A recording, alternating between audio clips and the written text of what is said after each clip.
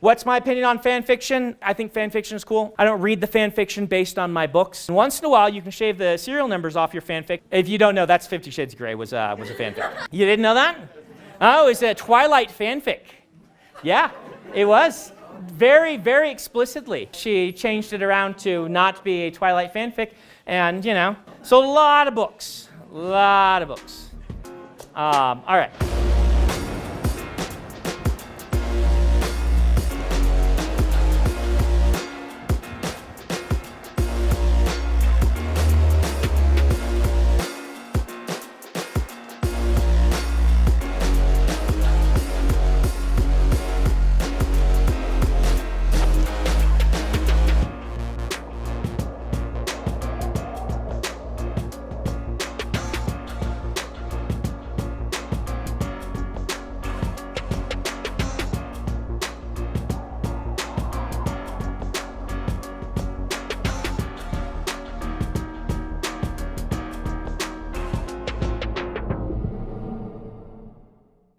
Life before death, strength before weakness, journey before destination. This is the first ideal of the Knights Radiant, a sort of superpowered group of individuals living in a symbiotic Nahel bond with a Spren.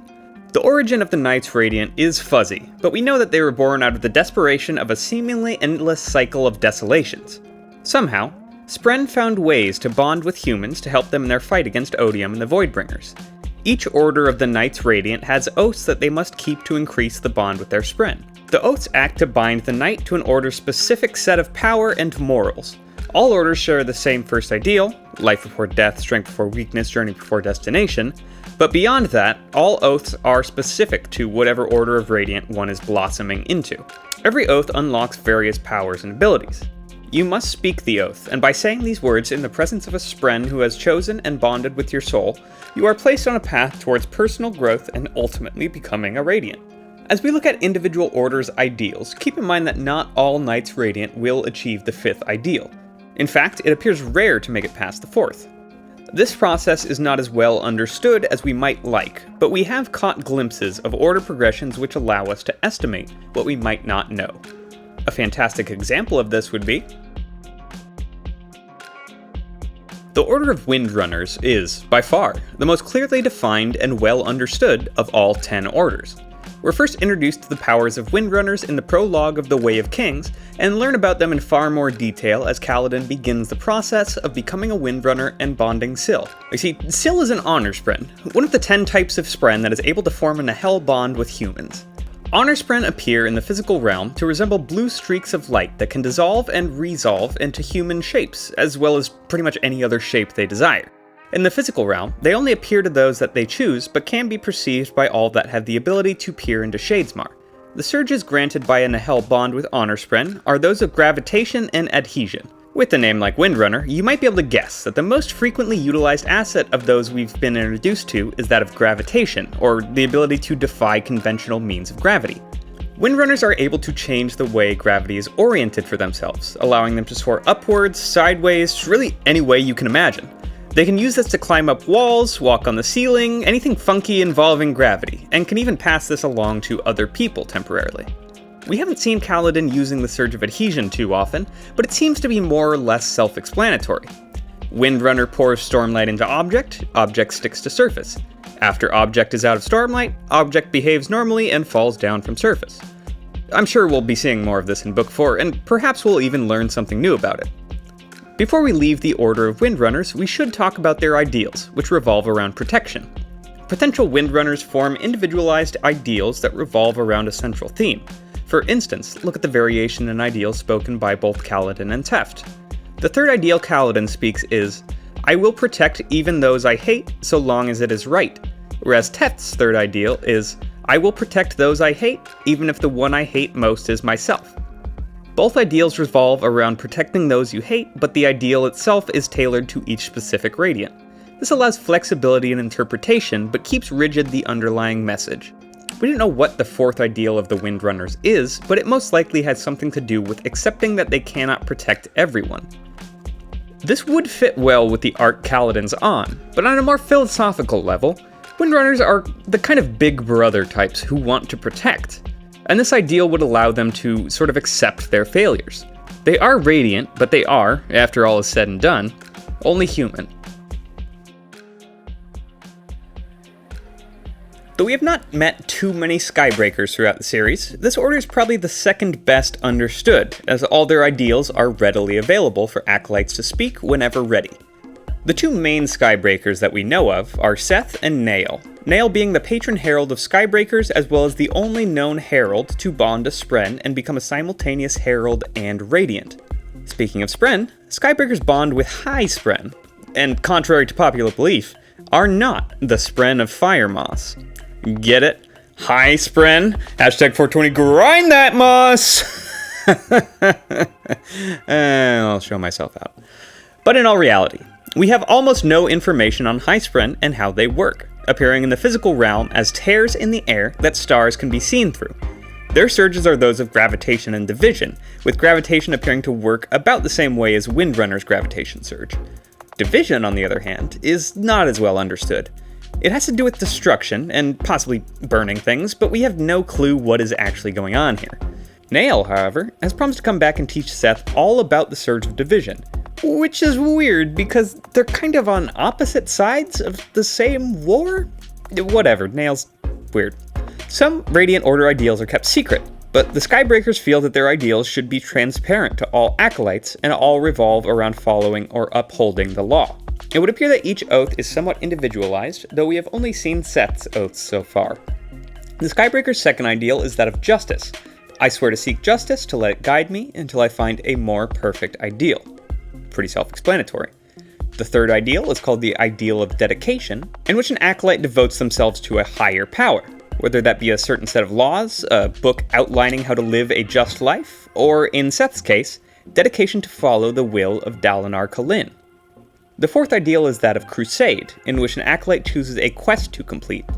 Upon their Spren's satisfaction at completing this quest, the Skybreaker has achieved the fourth ideal. And then there's the fifth and final ideal of that of Skybreakers, the Ideal of Law. In the fan community, this is known as the Judge Dredd ideal, as at this point a Skybreaker becomes a sort of embodiment of the law. Most fans think that the most literal interpretation of the ideal would be, I am the law. Yeah, I know, right? I honestly can't wait to see if that's what it is, because that will blow my little mind. And I really hope you enjoyed learning all about the Skybreakers' ideals, as there is almost no information on this next orders. Speaking of, we currently know of only one member of this order, Malada, a servant of the diagram. Other than what we've seen her do, and a few little tidbits Brandon has dropped over the years, we know next to nothing about this order. We do know that they bond with Ash Spren and utilize the surges of division as well as abrasion. We've seen Malada use her surge of division to burn an intricate pattern on a table once, good job Malada, but have not seen her use her surge of abrasion. Many fans theorize that Dustbringers use the surge of abrasion differently than edge dancers, using it to give things additional friction as opposed to making things slicker, but this has not been confirmed. It should also be noted that in most instances, this order is referred to as the Dustbringers because of their destructive capabilities, but they prefer the title Releasers. This is due to both the name being quite close to the term Voidbringer, as well as the order's desire to self-master. After all, they don't want to bring the dust. Indeed, their order's ideals are centered around self-mastery and self-control. We haven't seen any ideals spoken in the books yet, and probably won't see any spoken anytime soon. Remember, Malada is with the diagram. We don't know what her end goals are, but we know she and her Spren have no qualms working with Odium to achieve the diagram's goals. If you need a refresher on the diagram, I talked a little bit about it in its foundations in my 10 characters video. There's no word whether other releasers feel this way, but the other Ash Spren we've seen in Shadesmar seem to feel similarly. I guess we'll just have to meet other releasers in order to form more accurate assumptions. Noted time and time again to be the most graceful of Radiant Orders, Edge Dancers flit across battlefields, sliding from one soldier to the next to heal all they can. They utilize the surges of abrasion and progression with the help of their cultivation Spren. These are little vine-like Spren that move by growing through the air, visible only to the humans they're bonded to. Edge Dancers tend to lean toward the side of pacifism and are more concerned with helping the common man than they are with waging war. When they are convinced to help, however, they're a fantastically useful asset on the battlefield. Edge Dancers are considered mobile medics since they use their Surge of Abrasion to slide effortlessly anywhere they please, and easily slip in and out of the grasp of enemies. Once they arrive by the side of those in need, they can utilize their Surge of Progression to heal those that have been hurt or injured, even so far as healing minor shard blade wounds as long as the spine was not severed. Their ideals focus around remembering those less fortunate, those who are considered unimportant or looked down upon, regardless of society and culture. The Edge Dancers' ideals seem to work like the Windrunners, in that each oath tier will follow a similar vein and sometimes include personal addendums. We can't really be sure of that yet though, as we've only seen one character, Lift, swear the ideals of the Edge Dancers. Her second oath is, I will remember those who have been forgotten, and her third is, I will listen to those who have been ignored. I can't wait to find out the other ideals for this order, as it's one of my personal favorites. Okay, time for another order we know almost nothing about. The only Truthwatcher we've spent any real time with is Renarin, but his situation is a bit unique. If you need a little refresher on Renarin, I did talk about his situation in my last video. However, I'm not going to ruminate too much on where he fits in this order, and instead would like to talk about the order itself. Truthwatchers are known as one of the more reserved, scholarly orders that focus their efforts on finding universal truths. If not scholars, they are often scientists or philosophers, spending quite a bit of time discussing what universal truths they should be following, with a sizable amount of healthy debate within the order. Some of the less reserved Truthwatchers will even use their resources to act as more or less investigative reporters. They traditionally provided a form of political oversight, making sure those in power are truthful to those they hold power over. The spren that Truthwatchers bond is unknown, but the surges utilized by this order are those of progression and illumination. We have not seen a Truthwatcher utilize illumination yet, but their surge of progression appears to work more or less like that of an Edge Dancer's. We are left without full knowledge of every ideal of the Truthwatchers. All we really know is that they really focus on defining and following higher truths. Renarin's predicted involvement in the next book will likely lift the veil on this order and reveal the mechanics of how different Renarin actually is from others in his order. Perhaps we will even learn if he follows different oaths than his peers. Lightweavers are, by far, the most handsome and best at making YouTube videos. I might be a little bit biased though, I took the quiz and I did get Lightweaver. Either way, they are quite an interesting order to examine. Their spren are referred to as cryptics, but a more accurate title might be lie or truth spren. They find both lies and truths fascinating, and have no qualms about exploring the blurry lines that separate the two. Cryptics appear in the physical realm as patterns, or fractal-like designs that dimple the surface of objects. In Shadesmar, they appear as cloaked figures with patterned, intricate, fractal-looking heads. Cryptics grant their radiance the surges of illumination and transformation. There is some evidence that the surge of illumination, referred to as light weaving, works in a different way than it does for Truthwatchers. But since we haven't really seen any Truthwatchers light weaving, we cannot confirm or deny that. Lightweavers use their light weaving in a way that one might expect, creating false faces, illusions, and even sounds to conceal their identities and engage in espionage. They use their other surge, that of transformation, to literally change objects into other substances. We haven't seen Shallan use this surge much yet, and she has had mixed results every time she's tried. For instance, with enough Stormlight we saw her transform a ship into water, but a few pages later she was unable to soulcast a simple stick into fire. This has spawned countless in-jokes among the fandom about an ultra-powerful stick with an ironclad will, but the far more likely explanation is that Shallan is just kinda incompetent at soulcasting. Indeed, Lightweavers, as their name might suggest, appear to find their surge of illumination far easier to access. I'm looking forward to finding out more about this, and whether this is just a quirk of the characters we've met so far, or if it's common among this order. The most fascinating part about Lightweavers is their ideals. They share the first ideal with all other orders, but every ideal beyond this is completely personalized. It requires a potential Radiant to admit a truth to themselves and their spren. An incredibly difficult process for most people, as it requires an acute awareness of oneself and the ability to admit to one's own shortcomings. This is sort of the opposite of the Truthwatcher ideals, which focus on universal truths, as Lightweavers instead focus on personalized, deep truths that are hard to face. I can't wait to see some of the truths Shallan speaks, as all the ones we've seen so far have been, spicy to say the least. Elsecallers are an interesting case, and are far more connected to the cognitive realm, or Shadesmar, than the other orders. Their surges, that of transformation and transportation, allow their users access to the cognitive realm in various ways. Transformation appears to work exactly the same as Lightweavers, where you pump Stormlight into the thought of an object and convince it to become something else. Yasna, the only Elsecaller we know of in the book so far, is particularly adept at this surge, and we've seen her soulcast multitudes of objects, accomplishing such feats as forming stairs from thin air, as well as soulcasting people themselves into various substances.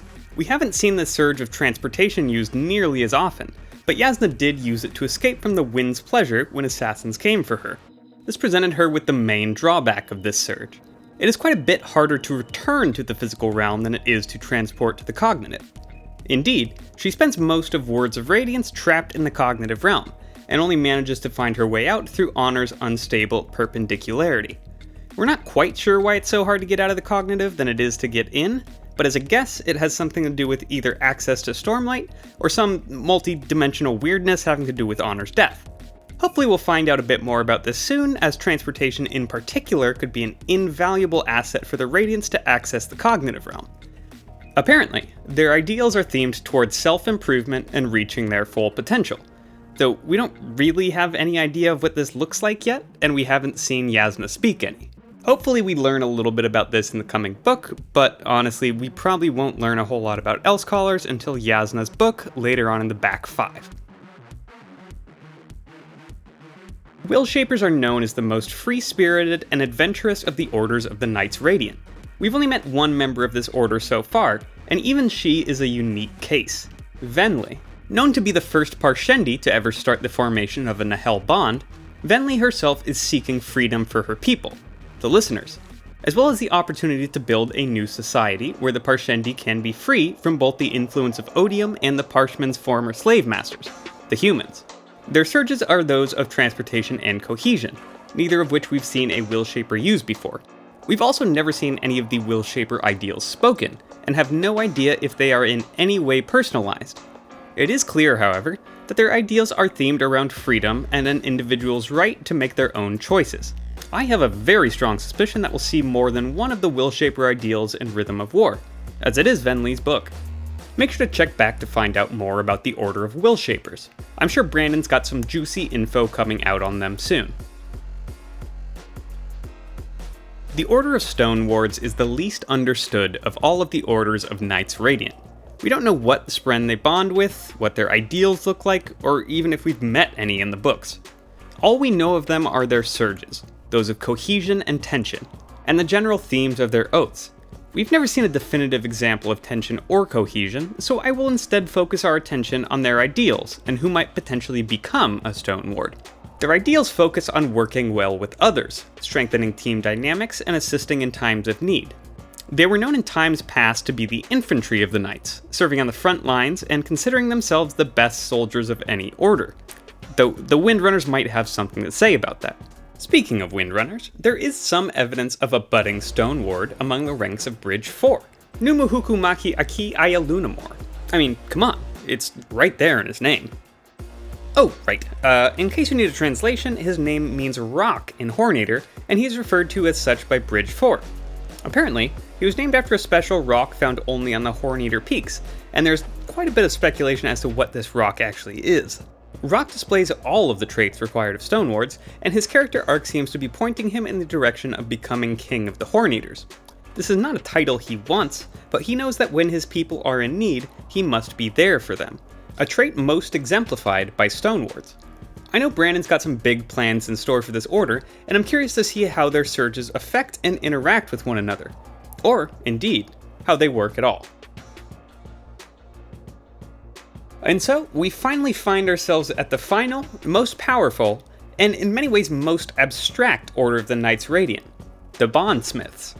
The members of this order are considered the heart and soul of the Radiants, bonding to incredibly powerful spren and performing incredible feats with magic and the nature of bonds. There are only 3 possible spren to bond: the Stormfather, the Night Watcher, and the Sibling, each granting unique powers that are little understood. Their surges are those of tension and adhesion, though it is unclear how these are similar or different from the orders that they share their surges with. At one point, Dalinar hears the pieces of a broken statue whispering, telling him to reform it, and once he does, the Stormfather mentions that it is a mere party trick compared to the extent and awe of his full power set.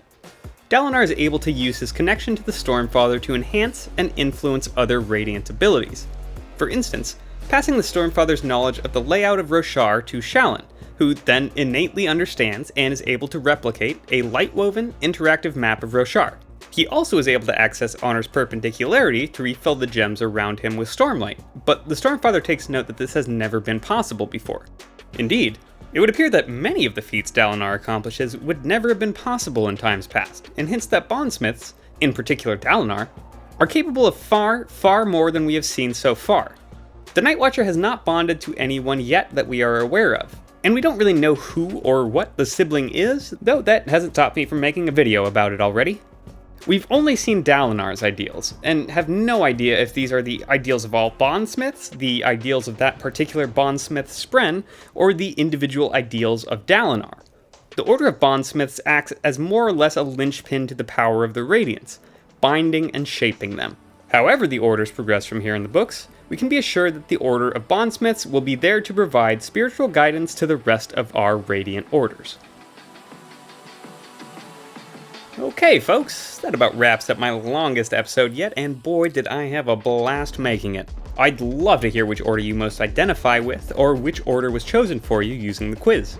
Go ahead and drop a comment below about which order you got, but keep in mind I will absolutely be deleting every single one that even so much as hints that Lightweavers are not the coolest, most fantastically dope order ever, or maybe I won't if it's actually a decent comment? Who knows? I'm not gonna go predicting the future like some Storm and Voidbringer. Storms, I've had fun exploring this all with you, and hopefully you've had even half that fun watching the video. I'd kindly remind you to like, subscribe, and follow me on Twitter for some quality crem posting as well as general updates. Have a fantastic day, folks.